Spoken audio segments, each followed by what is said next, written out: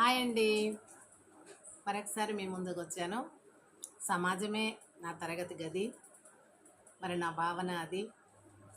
సమాజంలో మీరందరూ, మీలో నేనొకరిని. అంటే నేను సమాజంలో అంటే సముద్రంలో ఒక నీటి బిందువు లాగండి. కాబట్టి నీటి బిందువు అయినా కూడా సముద్రంలో ఒక భాగమే కదండి. కాబట్టి మీ అందరిలో నేను ఒక భాగము.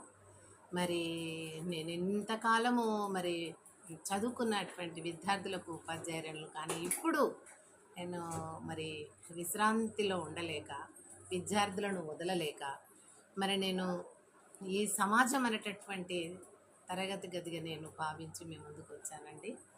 మరి ఇప్పుడు అది చూస్తున్నాను.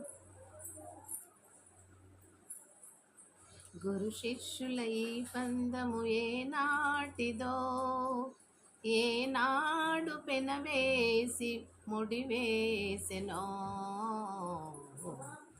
గురు శిష్యుల ఈ బంధము ఏనాటిదో, ఏనాడు పెనవేసి ముడివేసెనో.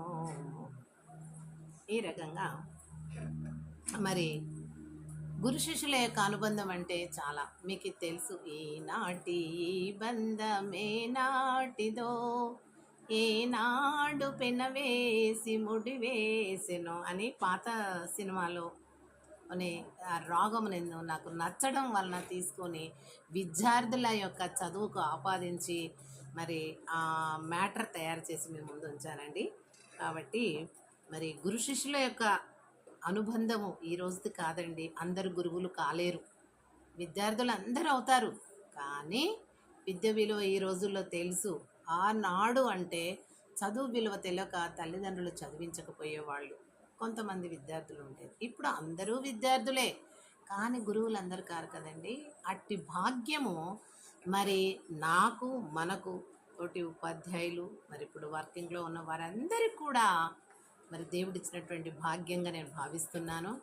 కనుక అటువంటి ఈ యొక్క గురు శిష్యుల యొక్క అనుబంధము ఆ యొక్క మరి దేవుడు ప్రసాదించినటువంటి వరంగా నేను భావిస్తూ మరి ఇప్పుడు కూడా విద్యార్థులతో ఉండాలని ఆశించినందుకే సమాజాన్ని నా విద్యార్థిగా నేను భావించి ముందుకు వచ్చానండి. Thank you so much. కాబట్టి మీరందరూ కూడా గురు శిష్యులు యొక్క బంధము, అనుబంధము ఎంత విడదీయరానిదో అది మరి ఉపాధ్యాయులు గమనించాలి. విద్యార్థులకు ఆ విలువ తెలియకపోయినా కూడా ఉపాధ్యాయులు మాత్రము గమనించి పిల్లలతో